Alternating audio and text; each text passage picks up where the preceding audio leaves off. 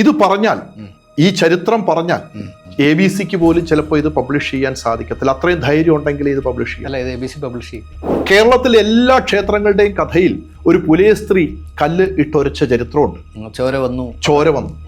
അപ്പോൾ ഇതിന്റെ പുറകിലേക്കൊന്ന് അന്വേഷിച്ചു പോകുമ്പോൾ ആണ് ചതിയുടെ, അധിനിവേശത്തിന്റെ ഒരു വലിയ ചരിത്രം കാണും. ഈ അധിനിവേശത്തിന്റെ ചരിത്രത്തിൽ പെട്ടുപോയതാണ് കളരിപ്പയറ്റ്. കുറച്ച് കൊട്ടേഷൻകാർക്കും ഗുണ്ടകളുടെയും, അവർക്ക് പോരാളികളെ വേണം, അവർക്ക് വേണ്ടി യുദ്ധം ചെയ്യുന്ന ശൂദ്രനെ ഉണ്ടാക്കാൻ വേണ്ടുന്ന ഒരു സാധനമാക്കി മാറ്റി അതിൻ്റെ ലീനേജ് പരശുരാമനിലും കൊണ്ടുവച്ചു. അഗസ്ത്യ മഹർഷിയിൽ നിന്ന് എങ്ങനെയാണ് പരശുരാമനിലേക്ക് വരുന്നത്? അവിടെ നിന്നത് ബോധിധർമ്മനിലേക്ക്. അത് ബോധിധർമ്മനിലേക്ക് കൊണ്ടുവരുന്നത് ഈ കാലത്താണ്. കാരണം ഇപ്പോൾ വടക്കൻ വീരഗാഥയാണ് കുറച്ചു കാലം കഴിയുമ്പോൾ കണ്ണൂരിന്റെ ചരിത്രമാകാൻ സാധ്യതയുള്ളൂ. അതെങ്ങനെ ശരിയാവും? അതെ, ഏഴാം അറിവ് അതേപോലെ. ഏഴാം അറിവ് ഒരു സിനിമ മാത്രമാണ്. പട്ടാളക്കാർക്ക് വീര്യം കിട്ടാൻ വേണ്ടി ബ്രിട്ടീഷുകാർ കൊടുത്തിരുന്നത് റമ്മും മദ്യവും ഒക്കെയാണ്. മദ്യം കൊടുത്തിട്ടായിരുന്നില്ല ഭാരതീയർ യുദ്ധം ചെയ്തത്. യുദ്ധത്തിന് വേണ്ടുന്ന ഒരു ദേവതയുണ്ട്, പോർക്കലി, ശ്രീ പോർക്കലി. ഈ ശ്രീ പോർക്കലിയുടെ ശക്തിയും ഗാംഭീര്യവും അറിയണമെങ്കിൽ പഴശ്ശിരാജയുടെ ചരിത്രവും എടുത്താണ്. ഇത് പോർക്കലി ശരീരത്ത് കയറിയാൽ കളരി അഭ്യാസമൊന്നും പഠിക്കണ്ട. വാളും പരിചയം എടുത്തുകൊണ്ട് നിന്ന് പോർക്കലിയെ ശരീരത്തിലേക്ക് ആവാഹിച്ചാൽ, അതായത് നമ്മളിപ്പോൾ ഹിന്ദുക്കളും മുസ്ലിങ്ങളും ഹിന്ദുക്കളും ക്രിസ്ത്യാനികളും എന്നൊക്കെ പറയുന്ന പോലെ തന്നെ ഹിന്ദുവിലെ 2 വിഭാഗം ഉണ്ടായിരുന്നു. ഒന്ന് വിഷ്ണുവിനെ ആരാധിക്കുന്നവരും മറ്റൊന്ന് ശിവനെ ആരാധിക്കുന്നു. ഇവർ തമ്മിലുള്ള സ്പർദ്ധയും ഇവർ തമ്മിലുള്ള പ്രശ്നങ്ങളും ഇവരുടെ സിസ്റ്റം ഇംപ്ലിമെൻ്റ് ചെയ്യാനുള്ള, അദ്ദേഹം പറഞ്ഞതുപോലെ തന്നെ രാജ്യം പിടിച്ചടക്കാനൊക്കെ ഉള്ള ഒരു ജൈത്രയാത്ര അതിഭയങ്കരമായി ആയിരുന്നൊരു കാലം ഉണ്ടായിരുന്നു. പിന്നീട് നമ്മൾ ഭഗവാൻ കൃഷ്ണനെയും ഭഗവാൻ പരമശിവനെയും ഒരേപോലെ ആരാധിക്കുന്ന തലത്തിലേക്ക് പിന്നീട് മാറി, ഒരു സമന്വയം വന്നു. അതെ, ബ്ലെൻഡായി മാറി. ശങ്കരനാരായണൻ ഒക്കെ വരാൻ തുടങ്ങി. ഇപ്പൊ ഗുരുവായൂർ എന്നാൽ തന്നെ അപ്പുറത്ത് മമ്മിയൂർ തൊഴുതിട്ടേ പോരാവൂ എന്നുള്ള ഒരു നിയമം വന്നു. അല്ല, ഈ മലബാറിലൊക്കെ ഇങ്ങനെ ഒരു, മലബാറിന്റെ ശൈവ പാരമ്പര്യം പറഞ്ഞാൽ നമുക്ക് രോമം എഴുന്നേറ്റ് വരും. കൈലാസം, ഹിമാലയം, ഇതെല്ലാം ഇവിടെ വിന്യസിക്കപ്പെട്ടിരിക്കുന്നതാണ്. കണ്ണൂര് എന്ന വാക്കിന്റെ അർത്ഥം എന്താ? കണ്ണന്റെ, കൃഷ്ണന്റെ ഊരെന്നല്ല, 3ാം കണ്ണുള്ളവന്റെ, അറിവുള്ളവന്റെ ഊര് എന്നാണ്. അവിടെ യോഗി എന്ന് പറഞ്ഞൊരു ജാതിക്കാര് തന്നെയുണ്ട്. യോഗി ശിവന്റെ സങ്കല്പത്തിൽ തലയോട്ടിയുമായിട്ട് നടന്ന് ഭിക്ഷാടനം നടത്തുന്ന യോഗി സമുദായം തൊട്ട് ഇതെല്ലാം ഹിമാലയത്തിന്റെ സങ്കല്പങ്ങളാണ്. നമുക്കറിയോ മലബാറിലെ കാശി ഏതാണെന്ന്? കൊട്ടിയൂര്. ഹരിദ്വാറിന്റെ അതേ കഥ, 12 വർഷം കൂടുമ്പോൾ നടക്കുന്ന കുംഭമേളയുടെയും മറ്റും അതേ സങ്കല്പമുള്ള ദക്ഷയാഗം നടന്ന ഭൂമി ആണ് കൊട്ടിയൂര്. ഈ കഥയിൽ വരുന്നതാണ്.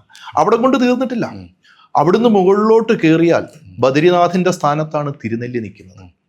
പറഞ്ഞു വന്നാൽ അപ്പൊ ഈ ഉദയനൻ യഥാർത്ഥത്തില് വൈഷ്ണവ സങ്കല്പത്തിന്റെ ആളായി മാറി, അതിന്റെ വേണ്ടി പണിയെടുത്ത ഒരാളാണ്. ഈ തിരുനെല്ലി ബദരിയുടെ സ്ഥാനത്താണ് നിൽക്കുന്നത്. അവിടുന്ന് അങ്ങോട്ട് മാറി കയറി കഴിഞ്ഞാൽ കൈലാസത്തിന്റെ സ്ഥാനത്താണ് കൊടകിലെ ഈ ഹിമാലയത്തിലുള്ള വ്യത്യസ്തമായ ജനങ്ങളുടെ ഒക്കെ പോലെ തന്നെയാണ് കൊടകിലെ ജീവിതങ്ങളും. ആ കൈലാസത്തിന്റെ സ്ഥാനമാണ് തലക്കാവേരി. എവിടെയാണോ കൈലാസത്തിന്റെ ഏത് ദിക്കിലായിട്ട് ഡയറക്ഷനിലായിട്ടാണോ ടിബറ്റ് കിടക്കുന്നത്, അതേപോലെ ഇവിടെ കുശാൽ നഗറും വന്നിട്ടുണ്ട്. അതെ, അറിഞ്ഞോ അറിയാതെയോ ഇത് പ്രേക്ഷകർക്ക് മനസ്സിലാക്കാൻ വേണ്ടി എൻ്റെ ഒരു, അതായത് ചൈന ടിബറ്റിനെ ഇൻവൈഡ് ചെയ്തപ്പം അന്ന് ഇന്ദിരാഗാന്ധി ഇന്ത്യയുടെ പ്രധാനമന്ത്രിയായിരുന്നത്. ഇന്ത്യയിൽ 2 സ്ഥലത്താണ് ടിബറ്റൻസിനെ പുനരധിവസിപ്പിച്ചത്. ഒന്ന് ഹിമാലയത്തില്, പിന്നെ അവിടെയും 2 ബൈലക്കൂപ്പയിലും. അതെ. അപ്പൊ ഈ യാദൃച്ഛികമായിട്ടാണെങ്കിലും കൈലാസത്തിന്റെ ഏത് ഭാഗത്താണ് ടിബറ്റ് കിടക്കുന്നത് അതേ ഡയറക്ഷനിലാണ് ഇവിടെ ഈ കുശാൽ നഗർ. ഈ കണ്ണൂരിന്റെ മലബാറിന്റെ ഈ സംസ്കൃതിയെ, അത് ശൈവ സംസ്കൃതിയാ, ശൈവഭൂമിയാ, 3ാം കണ്ണുള്ളവന്റെ ഊരാ. ഈ കൊട്ടിയൂരെ ശിവന്റെ താണ്ഡവമാണ് ഈ പയറ്റിന്റെ അടിസ്ഥാനമായിട്ട് എടുത്തിരിക്കുന്നത്. മെയ് കണ്ണാക്കുന്ന ആ അഭ്യാസം. മെയ് കണ്ണായവന്റെ ഊരാണ് കണ്ണൂര്. അല്ലാതെ കണ്ണുനീരിന്റെ ഊരല്ല. കണ്ണുനീരിന്റെ ഊര് മെയ് കണ്ണായവന്റെ ഊര്. അപ്പോ ഇതിന്റെ ഒരു ഉത്ഭവവും സങ്കല്പവും ഈ സായിപ്പ് ഗോത്രങ്ങളുടെയും നരവംശങ്ങളുടെയും ഒക്കെ ചരിത്രം പഠിച്ച വ്യക്തി വെറും യാദൃച്ഛികമായിട്ടല്ല ഇതിന്റെ പഠനം നടത്തിയത്. പാശ്ചാത്യർക്ക് ഇത് ആവശ്യം. അപ്പൊ അവിടെ വെച്ച് ഉദയനൻ അദ്ദേഹത്തിന്റെ ഗുരുക്കളെ കൊല്ലുകയും അതോടുകൂടി തന്നെ ഈ കട്ടൻ രാജവംശം ഗ്രാജുവലി ഇല്ലാതാവുകയും ഗ്രാജുവലി ഇല്ല. ഈ കട്ടൻ എന്നുള്ള വാക്ക് കട്ടൻ ചായ ഘാട്ട് ഘാട്ട് എന്ന് പറഞ്ഞാൽ താഴ്വാരം, പർവ്വതത്തിന്റെ രാജാവാണ്. ഇവർക്ക് ഇവര് യുദ്ധത്തിന് പോകുന്നതിന് വേണ്ടി ഇവർക്കൊരു രീതി ഉണ്ടായിരുന്നു. ബ്രിട്ടീഷുകാരുടെ കാലത്ത് പട്ടാളക്കാർക്ക് യുദ്ധവീര്യം കിട്ടാൻ വേണ്ടി മദ്യം കൊടുക്കും. അവർക്ക് അതേ അറിയാൻ പാടുള്ളൂ. പക്ഷെ നമ്മുടെ നാട്ടില് ഭാരതത്തിലെമ്പാടും ഇതിന് മറ്റൊരു സംവിധാനം ഉണ്ടായിരുന്നു. നമ്മുടെ ഈ ഘട്ടൻ രാജവംശത്തിലും ഇത്തരത്തിലുള്ള ഒരു സംവിധാനം നിലനിന്നു. ശിവന്റെ താണ്ഡവത്തിൽ നിന്നും ഉള്ള മെയ്പ്പയറ്റുകൾ, ഒറ്റപ്പയറ്റുകൾ, ഇത്തരത്തിലുള്ള നിരവധി അഭ്യാസമുറകൾ അവർ രൂപപ്പെടുത്തി. ആര്? മതിലൂർ ഗുരുക്കന്മാർ, ഗണകന്മാർ. അത് മറ്റുള്ളവരെ അവർ പഠിപ്പിച്ചു. അതുകൊണ്ടാണ് അവരുടെ പരമ്പരയെ മാത്രം ഗുരുക്കൾ എന്ന് വിളിക്കുന്നത്. അതിനുശേഷം രാജ്യത്തിന് ആപത്ത് വരുമ്പോൾ പൊരുതുന്നവർക്ക് വീര്യം കിട്ടാൻ വേണ്ടി അവർ ശ്രീ പോർക്കലിയെ സ്ഥാപിച്ചു. മൃദംഗശൈലേശ്വരി ശ്രീ പോർക്കലിയാണ്. പഴശ്ശി രാജ എങ്ങനെയാണ് യുദ്ധം ചെയ്തതെന്ന്, ഈ എല്ലാവരും അഭ്യാസികളായിട്ടുള്ളവരൊന്നും അല്ല യുദ്ധത്തിന്. പോർക്കലി ദേവി സങ്കല്പത്തിന്റെ മറ്റൊരു പേരാണ് മൃദംഗശൈലേശ്വരി. മൃദംഗശൈലേശ്വരി ഇരിക്കുന്നത് ശ്രീ പോർക്കലിയാണ്. പോർക്കലി. അല്ല, ഇതെങ്ങനെയാ വീര്യം കിട്ടുക ഈ മദ്യത്തിനൊക്കെ? ഞാൻ അത് കമ്പയർ ചെയ്തുകൊണ്ട് ചോദിച്ചാ, ഈ പോർക്കലി ദേവിയുടെ ഒരു പ്രതിഷ്ഠ എങ്ങനെയാണ് ഭാരതീയർ ഇത്രയും യുദ്ധം ചെയ്തത്? രണചണ്ഡിക എന്ന് രാജസ്ഥാനിൽ പറയും. മൃത്യുസേ നടർ ജവാന് മൃത്യുഭീ തുമീത്ത് ഹേ എന്ന് അവർ പറയും. അതായത് ഒരാളും മരണത്തിനെ കുറിച്ച് പോലും ഭയപ്പെടാത്ത വേറൊരു മൂഡിലേക്ക് നമ്മളെ എത്തിക്കും. കലി, പോര് ചെയ്യാനുള്ള കലി ഇങ്ങ് കയറും. മറ്റൊരു ഭാവം. കോഴിപ്പോരെന്ന് പറയുന്ന പരിപാടിയില്ലേ, കോഴിപ്പോരിന്റെ പുറകില് ഓരോ കോഴിയിലേക്കും ഈ ഭഗവതിയെ കയറ്റും. അതിനുശേഷം കോഴിയെ ചെല്ലുന്ന ഒറിജിനൽ കോഴിപ്പോര് ഇപ്പോഴും തമിഴ്നാട്ടിന്റെ പല ഭാഗങ്ങളിലുണ്ട്. ഈ കാളപ്പോരിനും ഇങ്ങനൊരു പശ്ചാത്തലമുണ്ട് കേട്ടോ. കാളപ്പോരെന്ന് പറയുന്നത് കാമത്തിൻ്റെയും അഹങ്കാരത്തിൻ്റെയും ഗർവിൻ്റെയും പ്രതീകമാണ്. അഭ്യാസിയായിട്ടുള്ള യുവാവിനെ കാണുമ്പം ശിവന്റെ മുമ്പിൽ കാള മുട്ടുമടക്കിയിരിക്കുന്നത് പോലെ ഇരിക്കണം. സ്പെയിനിലെ കാളയെ പിടിച്ചുപദ്രവിക്കുന്നതല്ല നമ്മളുടെ കാളപ്പോര്. ഇതൊക്കെ തന്നെ പ്രാചീനമായ ദ്രാവിഡ ശൈവ ആചാരങ്ങളാണ്. അത്തരത്തിലുള്ള ദ്രാവിഡ ശൈവ ആചാരത്തിൽ നിന്നാണ് എന്ത് രൂപപ്പെട്ടിരിക്കുന്നത്? ഈ പയറ്റ് രൂപപ്പെട്ടിരിക്കുന്നത്. ആ പയറ്റ് പഠിക്കുന്നത് മറ്റൊരാളെ യുദ്ധത്തിനോ കൊല്ലാനോ വേണ്ടിയിട്ടല്ല, മറിച്ച് അങ്ങനെ ഒരു ആവശ്യം വന്നാൽ ഉപയോഗിക്കാനുള്ളതാണ് പോർക്കലി. വാളും പരിചയം എടുത്തുകൊണ്ട് നിന്ന് പോർക്കലിയെ ശരീരത്തിലേക്ക് ആവാഹിച്ചാൽ പിന്നെ അയാളെ പിടിച്ചാൽ കിട്ടത്തില്ല. ഈ പഴശ്ശിയുടെ ചരിത്രം എൻ്റെ ഒരു കാഴ്ചപ്പാടിൽ ഇങ്ങനെ പറയാം. പഴശ്ശി രാജയെ ലോർഡ് വെല്ലിംഗ്ടണിനെ നിരവധി തവണ, ഏകദേശം 27 പ്രാവശ്യം തോൽപ്പിച്ചു എന്നാണ് ഞാൻ കേട്ടിട്ടുള്ളത്. ഇദ്ദേഹത്തിനെ ഇവിടുന്ന് പറഞ്ഞു വിട്ടു. ഇദ്ദേഹമാണ് പിന്നീട് പോയി നെപ്പോളിയനെ തോൽപ്പിക്കുന്നത്. Lord Willingdon. എങ്ങനെയാണ് പഴശ്ശിക്ക് ഇത്രയും ശക്തമായ ഒരു പ്രതിരോധം തീർക്കാൻ സാധിച്ചത്? പഴശ്ശി മൃദംഗശൈലേശ്വരിയെ ശരീരത്തിലേക്ക് എടുക്കും. ഉപാസകനായ രാജാവിൻ്റെ ശരീരത്തിലേക്ക് കയറണമെങ്കിൽ അഭ്യാസബലം വേണം. ശിവൻ എവിടെയാണോ ഉള്ളത് അവിടേക്ക് ശക്തി പ്രവേശിക്കൂ.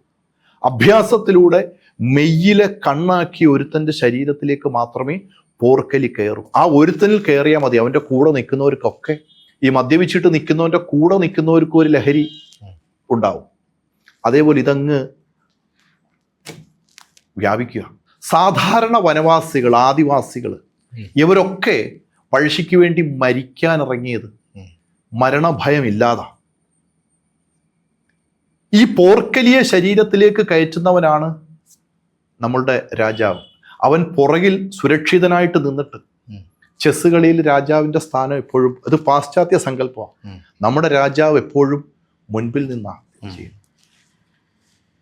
ഇരവിക്കുട്ടിപ്പുള്ള പോരിനകത്തൊക്കെ അദ്ദേഹം നിന്ന് പൊരുതിയ കഥ ഇതായിട്ട് പറയും. ഈ പോർക്കലിയുടെ കളരിയുമായിട്ട് ബന്ധപ്പെട്ട ഒരു തെയ്യമുണ്ട്. സാധാരണ ആരും കേൾക്കാത്ത തെയ്യം, നമ്പോലൻ തെയ്യം എന്നൊരു തെയ്യമുണ്ട്. ഈ നമ്പോലൻ തെയ്യം പുലയവംശത്തിൽപ്പെട്ട ഒരു മഹാനായ വ്യക്തിയുടെ കഥയാണ്. ഒരു ഉയർന്ന കുടുംബത്തിലെ ജോലിക്കാരൻ, സാധാരണ ജോലിക്കാരനായിരുന്നു നമ്പോലൻ. ആ കുടുംബത്തിലെല്ലാവരും ഈ പയറ്റൊക്കെ പഠിച്ച ആൾക്കാരാണ്. ടിപ്പു ആക്രമിക്കാൻ വരുന്നു എന്ന് കേട്ടപ്പോൾ അപ്പോഴേ കിട്ടിയത് മക്കളെയും അഭ്യാസവും വാളും പരിചയം ഒക്കെ എടുത്തുകൊണ്ട് അവർ പുഴ കടക്കാൻ തുടങ്ങി.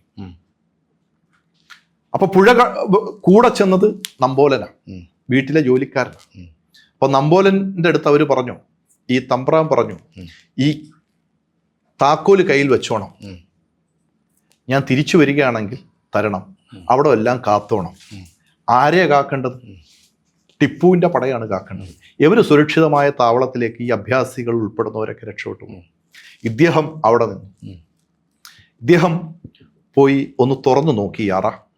ഈ അറയിൽ നിറയെ നിധി സൂക്ഷിച്ചു വെച്ചിരിക്കുക, സ്വർണം സൂക്ഷിച്ചു വെച്ചിരിക്കുക. പോയവർ ധൃതിയിൽ ഇത് എടുക്കാൻ മറന്നുപോയി, കാരണം ജീവന്റെ അത്രയും വലുതല്ലല്ലോ. ഇദ്ദേഹം ഇതെടുത്തുകൊണ്ട് പോയി ഒരു കൈതയുടെ ചുവട്ടിൽ കുഴിച്ചിട്ടു. അതിനുശേഷം അദ്ദേഹത്തിൻ്റെ അമ്മയുടെ അടുത്ത് വന്നിട്ട് പറഞ്ഞു, അമ്മ വാർദ്ധക്യത്തിലാണ്, അമ്മേ ഞാൻ ഈ നിധി ഈ കൈതയുടെ അടിയിൽ കൈതക്കാട്ടിൽ കുഴിച്ചിട്ടിട്ടുണ്ട്, ഞാൻ ടിപ്പുവിനെ തടയാൻ പോവുകയാണ്, ടിപ്പുവിനെ ഈ നമ്പോലൻ തടയാൻ പോവുകയാണ്, ഞാൻ മരിച്ചാൽ അമ്മ അവർ വരുമ്പോൾ പറയണം അവരുടെ സമ്പത്ത് ഈ സ്ഥലത്തിരിപ്പുണ്ട്. അന്നത്തെ ജീവിതത്തിന്റെ ഒരു സത്യസന്ധതയും ജനങ്ങൾ, സാധാരണ ഒരു പുലയ സമുദായത്തിൽപ്പെട്ട ഒരു വ്യക്തി പോലും എത്ര ഉയർന്ന അതാണ് ചിന്ത, അന്നത്തെ ചിന്തയാണ്. അങ്ങനെയാണ് ആ നാട്ടുകാർ. ടിപ്പുവിന്റെ പട വന്നു, നമ്പോലൻ പുലിയെപ്പോലെ പാഞ്ഞു വെട്ടി എന്നാണ്. കളരി പഠിക്കാത്ത ആള് എന്താ ചെയ്തത്? ഈ ഓർക്കലി അദ്ദേഹം സ്വന്തം ശരീരത്തിലേക്ക് കയറ്റിയെന്ന പാഞ്ഞു വെട്ടി.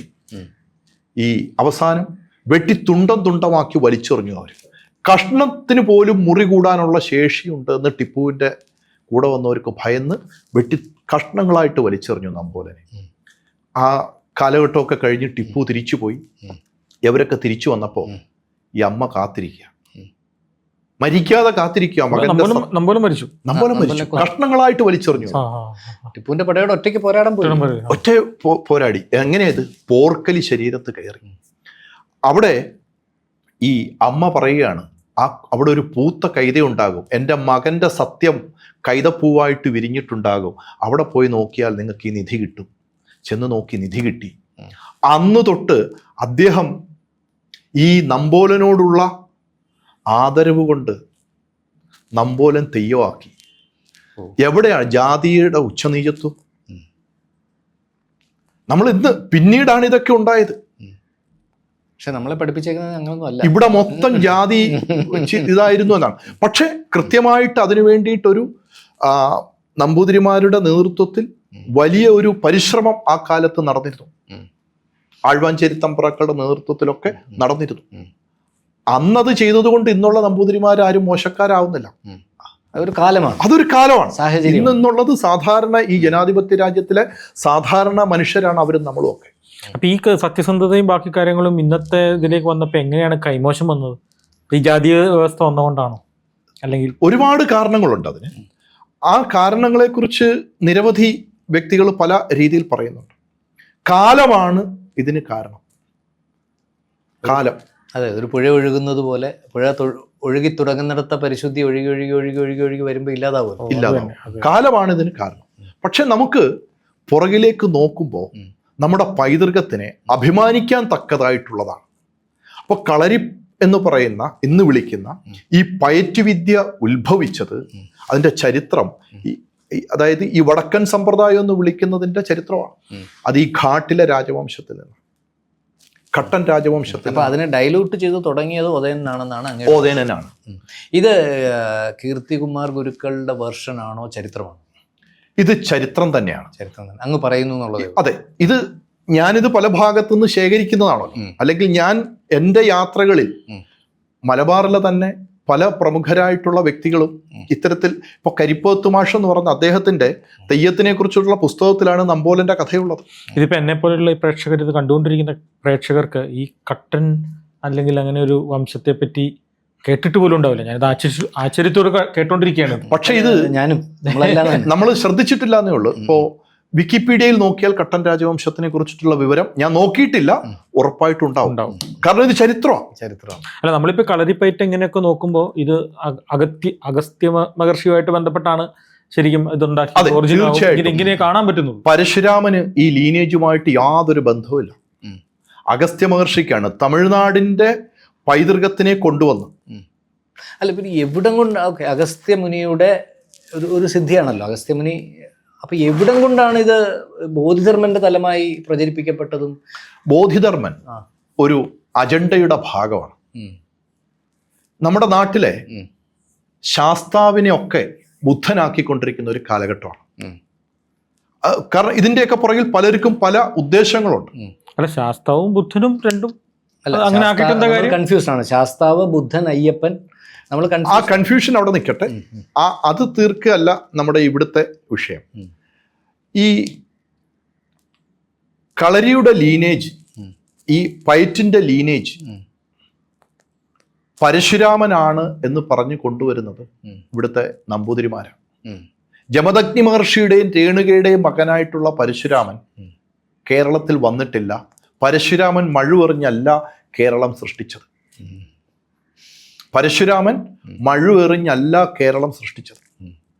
അങ്ങനെ ഒരു ചരിത്രം എവിടെയാ ഉള്ളത്? കേരളോൽപ്പത്തി എന്ന് പറയുന്ന വിഡ്ഢിത്തരം മാത്രം എഴുതി വച്ചിരിക്കുന്ന ഒരു പുസ്തകത്തിൽ നിന്നൊക്കെയാണ് ഈ ചരിത്രം വന്നിരിക്കുന്നത്. ഭാരതത്തിൻ്റെ ഔദ്യോഗികമായിട്ടുള്ള വേദ ഉപനിഷത്ത് പുരാണങ്ങളിൽ ഒരിടത്തും ഈ പരശുരാമൻ ഇവിടെ വന്ന്, പരശുരാമൻ തമ്പ്രാക്കളുണ്ട്. ഒന്നാമത്തെ ആഴ്വാഞ്ചേരി തമ്പ്രാക്കളുടെ പേരാണ് പരശുരാമൻ. ഈ പരശുരാമൻ തമ്പ്രാക്കളാണ് ഈ ബ്രാഹ്മണ കേരളം കെട്ടിപ്പടുത്തത്. ഈ നമ്പൂതിരിമാർക്ക് സ്വാധീനമുള്ള ഒരു കാലഘട്ടം സൃഷ്ടിച്ചതിൻ്റെ പുറകിലുള്ള ആ കർമ്മയോഗി പരിശ്രമിച്ച മഹാൻ ഈ ആഴ്വാഞ്ചേരി തമ്പ്രാക്കളാണ്. അപ്പം ഈ മക്കത്തായം, മരുമക്കത്തായം തുടങ്ങി ഈ ഒരു സിസ്റ്റം തന്നെ ജനറേറ്റഡ് ആയി. പഴയ കേരളത്തിലെ വസ്തുക്കൾ മുഴുവൻ നോക്കിയാൽ ഒന്നുകിൽ ഇല്ലം വക അല്ലെ ക്ഷേത്രം വകയാണ് മുന്നാധാരങ്ങൾ എന്ന് കേട്ടിട്ടുള്ളത് പോലെ ഒരു ടോട്ടൽ സിസ്റ്റം ഇവരുണ്ടാക്കിയെടുക്കാൻ ഇവർ പുതിയൊരു സിസ്റ്റം ഉണ്ടാക്കി. ആ സിസ്റ്റത്തിനെതിരെ നിന്ന രാജവംശങ്ങളെയൊക്കെ ഇവർ തന്ത്രപൂർവ്വം ഇല്ലാതാക്കി. ഇപ്പൊ പിറവൻ രാജകുമാരി, ആറ്റിങ്ങൽ റാണി, പുലേനാർ കോട്ടയിലെ രാജ്ഞി, കോതമംഗലത്തെ കൊക്കോത തുടങ്ങിയിട്ടുള്ള നിരവധി, ഈ ഹൈപ്പേഷ്യയുടെ ഒരു കഥയുണ്ട്. ക്രിസ്തുമതം അതിക്രൂരമായിട്ട് കൊന്നുകളഞ്ഞ അലക്സാണ്ട്രിയയുടെ വെളിച്ചമായിട്ടുള്ള ഹൈപ്പേഷ്യയുടെ കഥയുണ്ട്. ഏറ്റവും ക്രൂരമായിട്ട് ഇൻക്വിസേഷൻ നടത്തി, മതവിചാരണ നടത്തി കൊന്നുകളഞ്ഞ ഹൈപ്പേഷ്യ. ആ ഹൈപ്പേഷ്യയെ പോലെ ഇവിടെ ഇവരുടെ അന്നത്തെ തന്ത്രത്തിൽ കൊല്ലപ്പെട്ട നിരവധി പ്രഗത്ഭരായ സ്ത്രീരത്നങ്ങളുണ്ട്, രാജ്ഞിമാർ. ഞാൻ ഈ പറഞ്ഞു ആ ഓരോ രാജവംശങ്ങളുടെയും ബ്ലഡ് ലൈനുകൾ അവർ നശിപ്പിച്ച്, തറവാട് കുഴിച്ച് കുളം തോണ്ടുക എന്നുള്ള വാക്കൊക്കെ ഇവർ കൊണ്ടുവന്നതാണ്. അത് ബ്രാഹ്മണ അധിനിവേശത്തിന്റെ ഭാഗമാണെന്നാണ് അങ്ങ് പറയുന്നത്. അതെ, തീർച്ചയായിട്ടും. ആ അധിനിവേശം ചെയ്തത് ഇവര് കണ്ണൂരുള്ള ചിറക്കൽ രാജവംശത്തിനെ ഉപയോഗിച്ചുകൊണ്ട് അവിടെ നമ്പൂതിരിമാരുടെ സന്തതികൾ ജനിപ്പിച്ചുകൊണ്ട് ആ കുടുംബത്തിൽ നിന്ന് ഇത് 10 കുടുംബങ്ങളെ 10 സ്ഥലത്തായിട്ട് കൊണ്ടുവന്ന് പാർപ്പിച്ചു.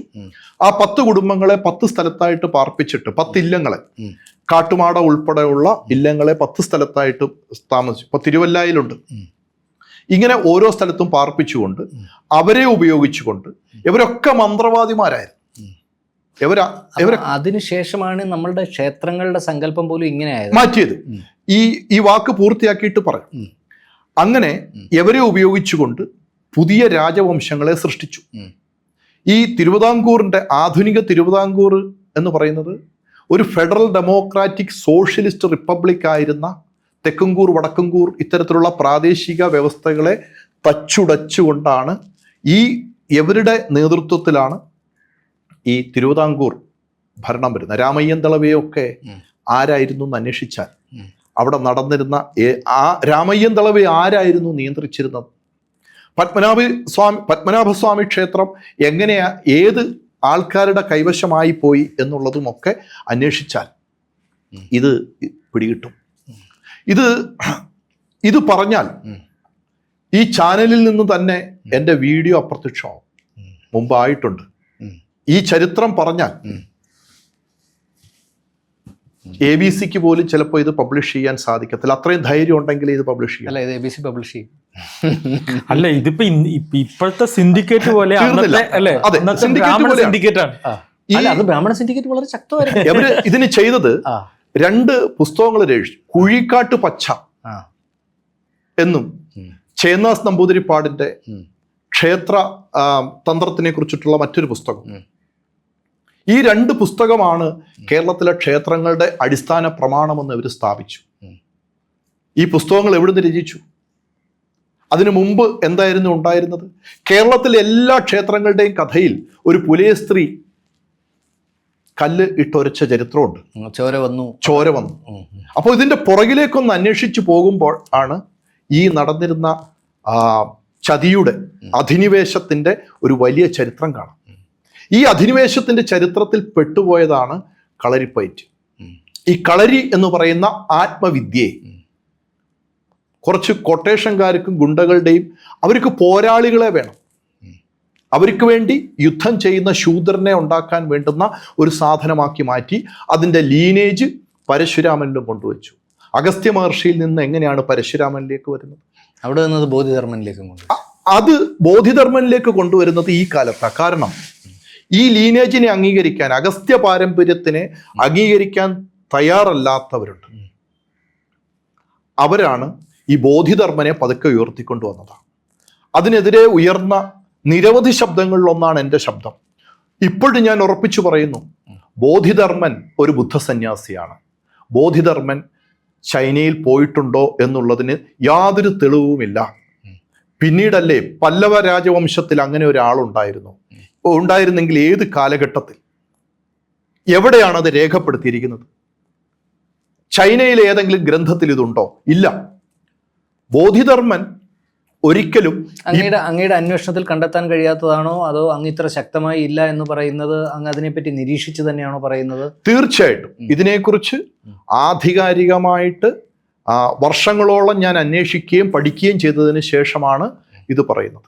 ഈ ഇത്രയും പ്രചാരത്തിലുള്ള ഒരു കഥയുണ്ടല്ലോ, ഒരു സിനിമയുണ്ട്, ഏഴാം അറിവ് പോലത്തെ സിനിമയുണ്ട്. ഇതൊക്കെയാണല്ലോ നമ്മളടക്കമുള്ള ആളുകൾ. വടക്കൻ വീരഗാഥയാണ് കുറച്ചു കാലം കഴിയുമ്പോൾ കണ്ണൂരിന്റെ ചരിത്രമാകാൻ സാധ്യതയുള്ളൂ. അതെങ്ങനെ ശരിയാവും? അതെ, ഏഴാം അറിവ് അതേപോലെ. ഏഴാം അറിവ് ഒരു സിനിമ മാത്രമാണ്. അത് വളരെ ശാസ്ത്രീയമായിട്ട് നമ്മുടെ മനസ്സിലേക്ക് ബോധിധർമ്മൻ ഉണ്ട് എന്ന് പതിപ്പിക്കാൻ വേണ്ടുന്നതാണ് അതിന്റെ ആദ്യത്തെ രംഗങ്ങൾ.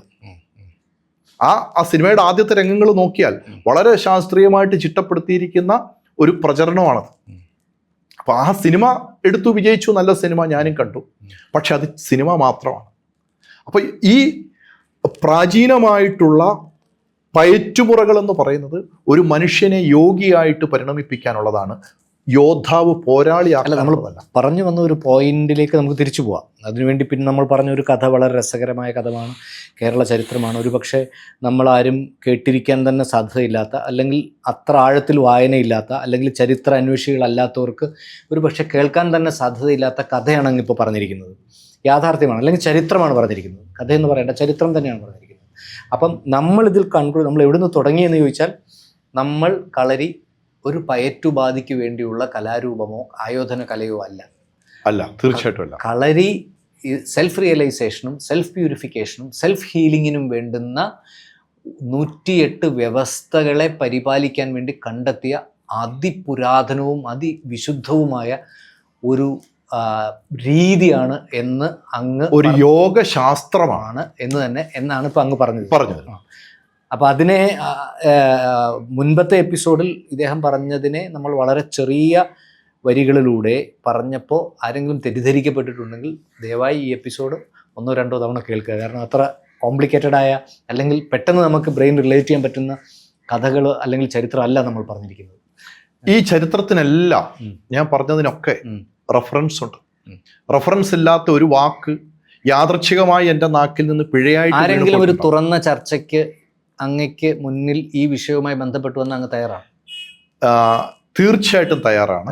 ABC-യിൽ തന്നെ ഈ വിഷയവുമായിട്ട് ബന്ധപ്പെട്ട് ഇതിനെക്കുറിച്ച് അറിവുള്ളവർ ഒരു സംവാദത്തിന് ഞാൻ അവരെ ക്ഷണിക്കുകയാണ്. ABCയും അതിന് തയ്യാറാണ്.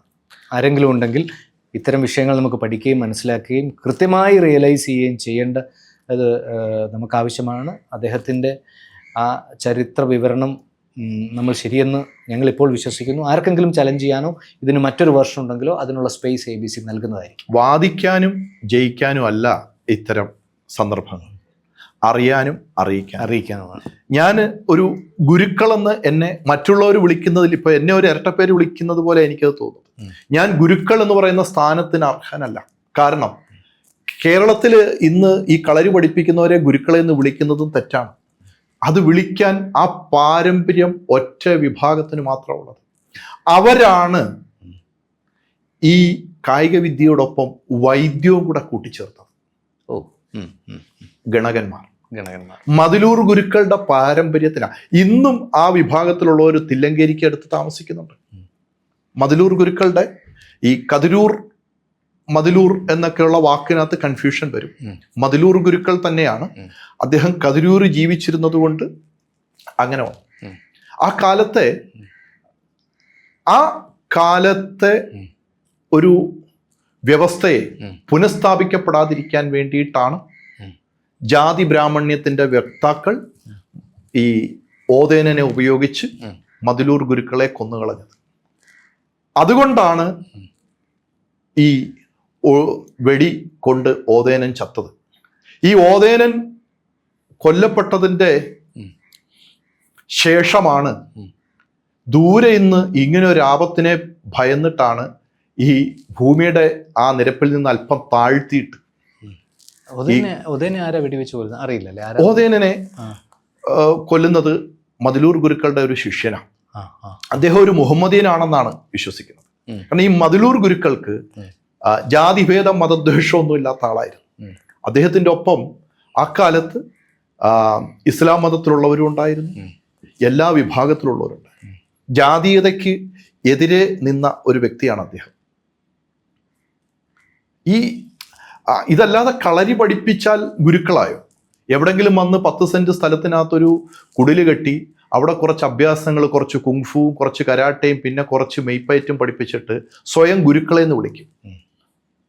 അങ്ങനെ അല്ലാത്തവരുണ്ടോ കേരളത്തിൽ ഇപ്പോൾ? തീർച്ചയായിട്ടും പ്രഗത്ഭരായ. ഞാൻ ചോദിക്കണത് വെച്ചാൽ നമ്മള് കളരി നടത്തുന്ന എല്ലാവരെയും അടച്ചാക്ഷേപിക്കുകയല്ലോ. അല്ല, ഈ ഒരു വിഭാഗത്തെ മാത്രമല്ലേ പറയുള്ളൂ. അതിന്റെ ഒരു ക്ലാരിഫിക്കേഷൻ അല്ല സൈസ് ഇത് ആരെയും ആക്ഷേപിക്കുന്നതായിട്ട് നമ്മൾ കാണണ്ട.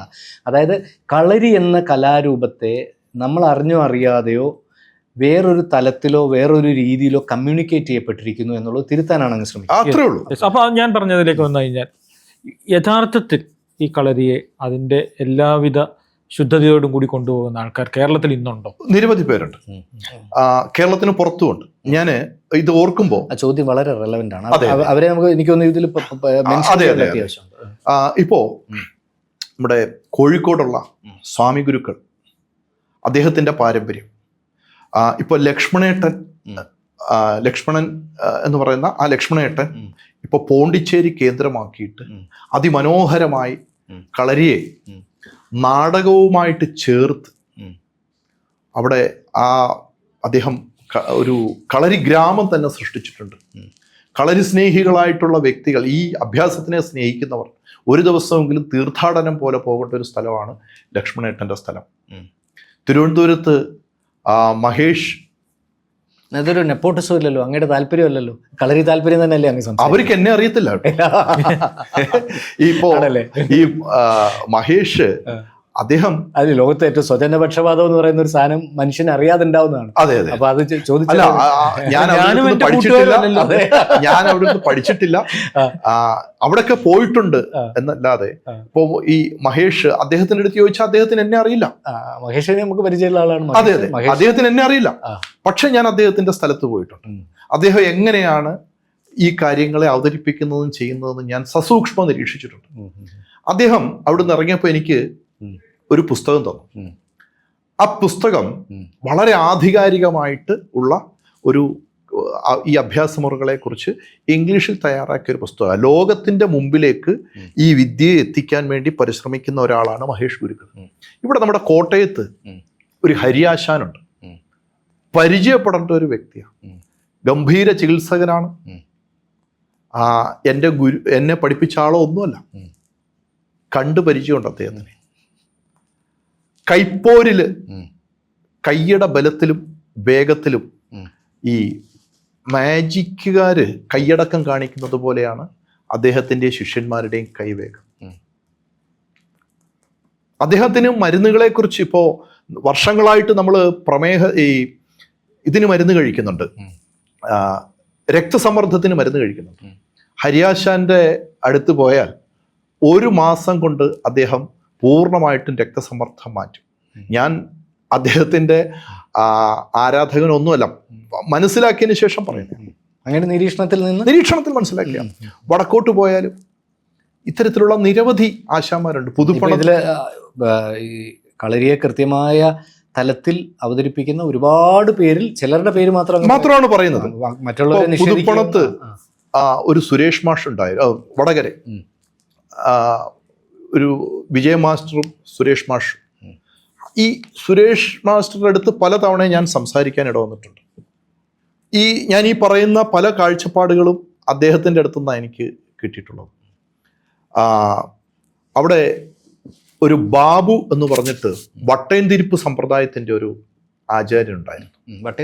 വട്ടേന്തിരിപ്പ് എന്ന് പറയുന്നത് ഈ നമ്മുടെ പയ്യന്നൂർ ഭാഗത്ത് നിലവിലുള്ള ഒരു സമ്പ്രദായമാണ്. വളരെ ഭംഗിയുള്ള കഥകളിയുടെ പല ഭാഷ്യങ്ങളും എടുത്തിരിക്കുന്നത് ഈ വട്ടേന്തിരിപ്പിൽ നിന്നാണെന്ന് പറയാറുണ്ട്. ഗംഭീരമായിട്ടുള്ള ഒരു ശൈലി. പൂരക്കളിയൊക്കെ ഈ വട്ടേന്തിരിപ്പ് സമ്പ്രദായത്തിൽ നിന്ന് കലാരൂപമാണ്. അല്ലല്ല, കളരിയുടെ.